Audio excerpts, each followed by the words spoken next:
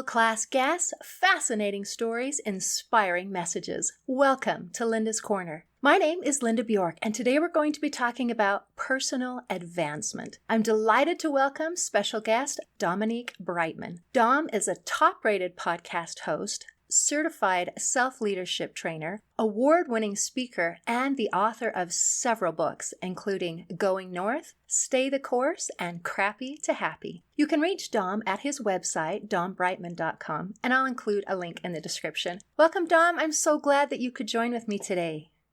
Hey, well, I appreciate sharing some time with you, Linda. I'm loving what you're doing. Get to be in the corner with you. It's a happy corner. Oh, I'm so glad. I love having people on my corner. It feels like you're on my side. And I love having a team. Every time I have a chance to talk with someone, it feels like my team just gets a little bigger and a little better. So I'm super excited to have you as part of my team.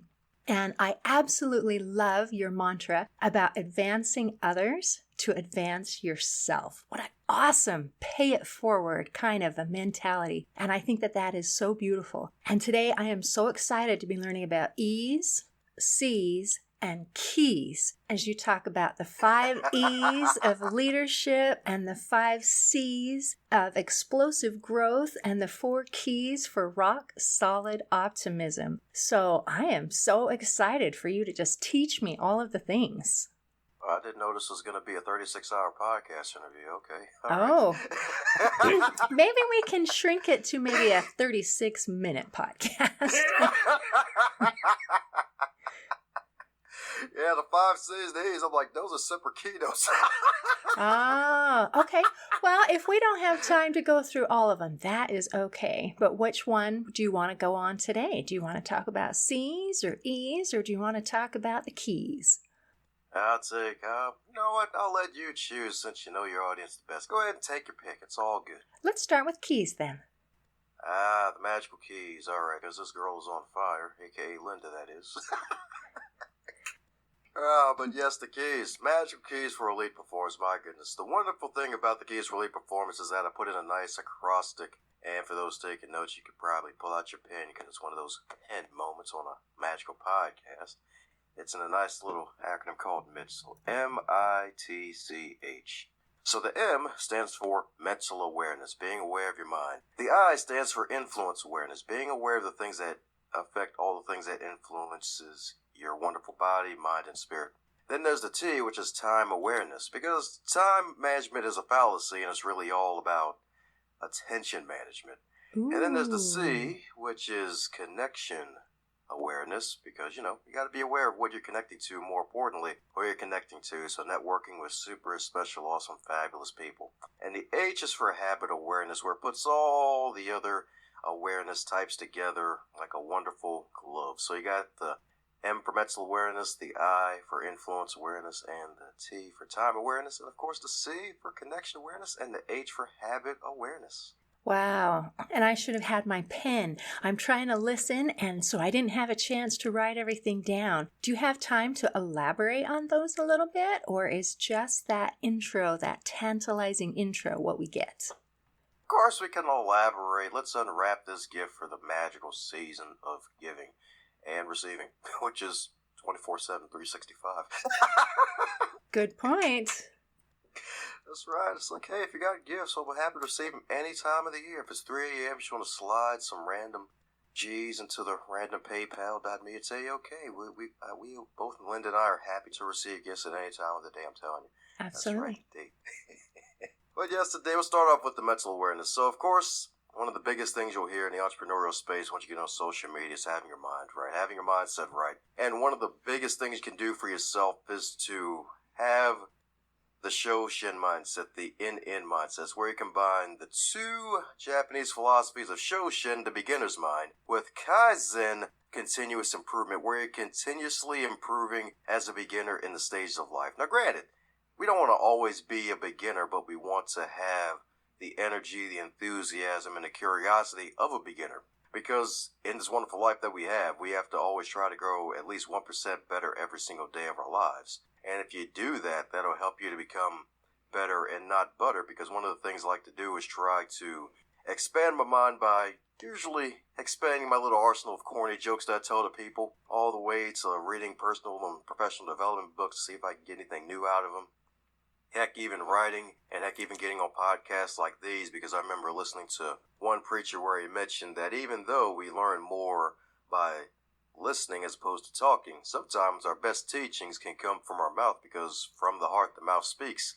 And one of the most powerful things that came out of my mouth that I wasn't even written down first was a powerful question, is what blessings am I leaving on the table? How can I not leave any blessings on the table? And that's a question that everybody can take for themselves. Is there a particular moment in your life where you're like, man, like there's so many things I could do today, or there's so little, but where's the blessing in the situation? Hey, this darn COVID's still out there running rampant. Like I've lost some friends, but I'm still alive to tell the tale. I can still protect myself and try to keep up my immune system and all that good stuff, all the way to, hey, I made a book sale today. If you're an author, it's like, hey, one sale is better than no sales. Or heck, even getting to work on time, getting back to work safely, because heck, even now where folks are back to commuting, and especially in the DMV area of the United States, traffic is hell. It's hell 2.0 on Earth. Dang it. Hopefully a lot of jobs that they have learned that they can make that transition to being able to do that telecommute. So hopefully the traffic should improve a little bit. I guess you're not seeing that? Oh no, it actually got worse because a lot of folks are trapped at home for so long they forgot how to drive, and then of course they get a little more antsy and less patient. So it's like, oh crap, like you can't even wait a second. Don't cross streets. When the light turns green, I have to pause and go slow, because sometimes folks are still zooming by trying to catch the yellow light, even though it's not yellow anymore. So, yeah. Dear. Yeah, so we have to remember to learn how to drive. Okay. Yeah. Didn't expect that on today's episode, did you? No, it's a true story, though. Here where I live, we have, 4 seasons, and we have winter and snow, and it seems like that first snowfall, everybody forgot everything that they knew last year. It's like, oh, wait, so we have to do that relearning a little bit every year till we get through that first snowstorm, through that first whatever, and then it's just like, oh, yeah, okay, get the brain on, get it in gear. We can do this. That belongs on a t-shirt. Get the brain on us, right? So I like the idea of not leaving the blessings on the table. So my mental image here is that you have this smorgasbord of blessings, and that there's something that you're not noticing, that you're just leaving there, that you're not partaking of. Is that what you mean by leaving your blessings on the table? Oh, of course, that's definitely what I mean, because funny enough, it was actually a few years ago, which I can't believe it's like 8 years ago, I joined this organization called Toastmasters International, where folks become better speakers and leaders. And I originally joined because I volunteered to spearhead a public speaking seminar at my church for free to help out the folks in the community. Wonderful. And I had about a good, thank you. And it took about a good 6 months or so from the time I heard about Toastmasters to the event. And I'm like, all right, let me just network with people, build relationships, learn more, and see how I can put a seminar together. Heck, maybe even recruit somebody from the organization to speak at the event. And the event went on with a success. We had about a good 90 attendees, and I learned a big lesson of never advertising audience participation on the agenda of your public speaking program, because it went from 90 for the first half where they heard my friends speak, all the way to the second half where there was maybe 10 people left. So, oh no, everybody ran away because the idea of speaking. I have heard it said that public speaking is one of the most terrifying things that we can do. There are people who will attend a funeral and they would rather be the guy in the casket than the guy up front talking, because it just is so scary for so many people. And you have been teaching people how to speak and how to be able to step out of that comfort zone. So if you were to do that again and give yourself some advice, would you have left out the part about let's invite you to come and be a part of this and we'll just teach you while you're watching? Yeah, I probably definitely would have had my buddy try to incorporate more audience participation into his presentation. Now, granted, it was a darn good presentation. It was great because he ended off with a story. He got a standing ovation. Like, folks enjoyed it. And yeah, definitely. Heck, even now I could even do it myself now too if I really wanted to. So definitely would have snuck it in there a lot more sneakily as opposed to just putting it straight clear what it is. Because it's great to be direct, but it doesn't always pay to be direct sometimes. You have to be indirect. Sometimes we have to be, I guess, enticed, get that little teaser of, let me feel safe. And after I feel safe, then I can step outside of my comfort zone and I can do something a little more and be positive. And that's one of your things, is talking about being rock solid optimism and being happy and joyful. And sometimes it's hard to be happy and joyful when someone says, you're going to be up here speaking because, scary. Mm-hmm. Yeah, it's so darn true. It is so darn true because, especially in the times that we're in, to seem to get more interesting as time goes on, as opposed to to a semblance of normal, if that's even a thing now still. And folks are like, oh God, is it going to get any better? Like, oh my gosh, yesterday was January. Why is it freaking November? Yeah, it is. It's kind of crazy how the months they just pass. And we're learning how to play adapt, aren't we? And there's a new normal, and the normal is to be able to handle the changes that come our way. And so that's kind of sort of the thing that we're doing as we're talking and we're sharing our expertise and our experiences, to be able to say, you know what? You're stronger than you think you are. You can do things that maybe you didn't know that you can do because you are better than you think you are. And if you reach inside and be able to pull out that awesome greatness that is in there, you can do this. And I think sometimes we need that reminder, is that we can do this even though things are challenging. Well, yeah, you could definitely say that again. Heck, even a fun takeaway for folks to take home with is, I'm sure a lot of your listeners are familiar with the gratitude journal, listing a few things you're grateful for. But hey, if you want to do a little mind switch, turn the switch on that, call it a victory log. Count things that not only you're grateful for, but the things that was actually a win for you today. So waking up today, that's a win. Got to the gym, even though you didn't feel like it, that's a win. Like working out, that's definitely a win, especially when the COVID-19 was more of the pounds that people gained as opposed to the actual virus for some people. So losing even one of those gained pounds, that's a win. Reading even a few chapters out of a book, a few pages out of a book, if you're so used to listening to podcasts and getting content without reading, like that's a win. Like securing that contract, that coaching client, getting that promotion. Like just tracking down your wins, and then after a while you'll realize you have a journal of proof of the blessings that you have in your life, the wins that you've had in your life. And then when you're feeling down, like even yesterday myself, I needed to remind myself, like, man, like 10 years ago, like, like darn, like get my purse, the Dom of 2011 was probably like a good 160 pounds as opposed to the Dom of today, which is a little over 200. And he's like, man, you gained the weight back? I thought you would have kept it off. But hey, I'm working on that, but I still at least have 500 podcast episodes plus to my name and 3 books. So hey, it's not going to be all bad in your future. It's always counting those victories that you have to at least keep yourself in that positive mindset, keep yourself in that positive frame of mind through just tracking your wins and keeping score of all of your wins in your life to remind yourself later of them. That is such fantastic advice. It is common for people at the end of the day to think of all the things that they didn't get done. It's like, oh, my to-do list is only halfway done. Or all these things that I didn't do. And by turning that around and putting the focus on what you did do and what you did accomplish, it does magical things to your mind. Because our minds, it's like a little framework where it does what we ask it to. If we say, hey, what did I do wrong today? How did I screw up? What am I missing? Your brain will say, oh, you want to know what you messed up and what you forgot to do? Well, okay, we'll look those things up for you. And if you turn it around and say, what successes did I have and what wonderful things did I accomplish today? That sometimes takes a little while to get into that mindset. But once you do, your brain will cooperate and say, oh, actually, look what you did today. And you accomplished this and you did that and you did this. And as we focus on those positive things, then it can build on those wonderful present moments that we are wonderful and that we can do great things because we are doing great things. I was talking with someone recently who had a challenge in her life, and she was thinking, dang, I don't think I can do this. This is hard. I can't do this hard thing. And the truth is, she was doing hard things all along.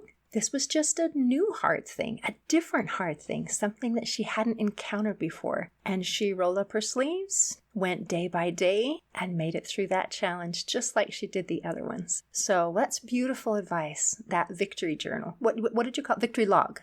Hey, you can call it both. Like, whatever works for you. Like, that's the main thing. Like, this ain't the be-all, end-all. I'm not God here giving you the 10 Commandments. I'm just a regular human sharing some things that have helped me that might help you. That is beautiful. And I love that because that is an action step. That is something that we can do. It's not just a cheerleader speech that says, hey, you should be happy and you should be optimistic and you should be positive. This is showing an actual concrete thing that we can do to help bring that positivity into our lives. So that is, I think, very, very valuable. Do you have any other beautiful little tidbits to share? Yep, sure. This can even stem off of the first tip of mental awareness is focusing on being a servant leader is asking yourself powerful questions because questions always desire a response. And the thing is, you can't just ask a question, leave it out there forever. Like, you're going to be thinking about it, even though you don't verbally say something first. Like, great, I got an answer. So another tip I like to drop usually on a lot of shows for developing your mindset is asking yourself at least a good 3 powerful questions. The first one is, especially before you go to bed so your brain can stew on it and cook on it the night before, is what good will I do today? What good will I do today? And you can always think of an answer, write it down on a big 4x6 index card if you'd like, and then you can write down an idea. It's like, hey, I'm going to contact a new podcast host today. Hey, I'm going to follow up with somebody I haven't followed up in a while. I'm going to call somebody I haven't talked to in a while and try to brighten the day and catch up with them. And then a follow-up to that is, what can I share? Focusing on sharing some time, and heck, even some talent. Maybe if you have the energy and the actual time available, you can always contribute some of your time to a volunteer project, a fundraising project, helping out a friend with some moving if they're moving from one place to another. And of course, at the end of the day is asking yourself 2 other questions is, 1, what good did I do today? And if you did something good today and it was actually a thing you wrote down, then that's, again, playing on the victory log / victory journal. It's like, hey, I did something good today. Let's write that down. That's a win. And also, what did I learn today as a result? And one of the major things that I've learned, especially in interviews, that sometimes, especially with both of us being speakers and communicators, is trying not to give listeners the whole house. Don't give them like a freaking 50-pound steak for them to try to consume in 2 minutes. It's just not going to work. Try to give them something that they can consume and chew on a little bit. So just those 4 questions. That is excellent. And I love, again, you're bringing this pay it forward and trying to do some good and trying to create some good in the world. And I think that does such beautiful things for us when we are concerned and we are putting an effort into helping other people. It comes around. It comes around and it helps us in the process. And all those things you mentioned, like making connections and talking to people and doing things, all of those give us experience, give us that practice, help us to be able to become better and stronger and then better able to give something in the future. So I love all of those things. And it is very true that as we're talking and listening, it's things seem to be simplified a little bit because as we're listening, it's a little different than if we're reading. And I know that you're a voracious reader and you find that there's lots of gold in the libraries. So are there some good books that you've read recently? There was something that you picked up in your reading? Man, I feel like I'm finally getting back into the swing of reading because, man, there's so many books I can list. One book I've been going through, like quite a few of them.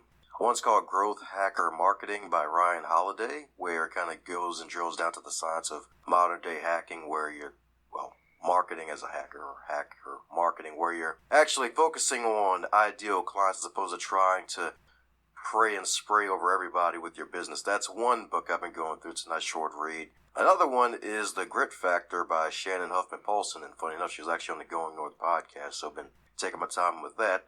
And a third one for the listeners. Let's see, there are so many. Off the top of my head, I think the next one will probably be John Maxwell's book, Leader Shift, and that's probably one of my favorite books by him. It's probably my second favorite book from him out of the 150 plus he's put out into the world, because it's just so full of gems. I finished a book, but I always reread the book every now and then to see if I can get anything new out of it, because I've underlined and highlighted so much from it. And heck, even being part of his team as one of his leadership trainers, like that's one of the main books I usually draw from when helping organizations, especially during this time. And funny enough, that book came out a year before COVID started, so leadership was very timely. Very. Well, thank you. I haven't read that one, so I'm going to have to pick it up. That sounds like excellent advice. So thank you for all the things that you've shared, and I love the idea of paying it forward and working together on being able to help make the world a better place. And I also love that idea of putting together that victory and working on our mindset to be able to create a positive space in us and then be able to go forth from there. So thank you for everything that you've shared and for visiting with me today. Oh, thank you, Linda. I appreciate you and all the work that you do, because you're doing some fabulous work. And heck, even classic, first going to paraphrase out of the Bible, we're more than conquerors. So, hey, that victory law goes with the fact that, hey, we're born to be more than conquerors if you're a Christian listening today. So remember, we're more than conquerors. Keyword, more than conquerors. You're not meant to just conquer, but you're meant to do more than that. So always remember that. Oh, that's beautiful. What an excellent thought. In closing, I'd like to share a quote by John Holmes. He said, "There is no exercise better for the heart than reaching down and lifting people up." Today, I invite you to advance yourself by reaching down and lifting someone else. See you next time on Linda's Corner.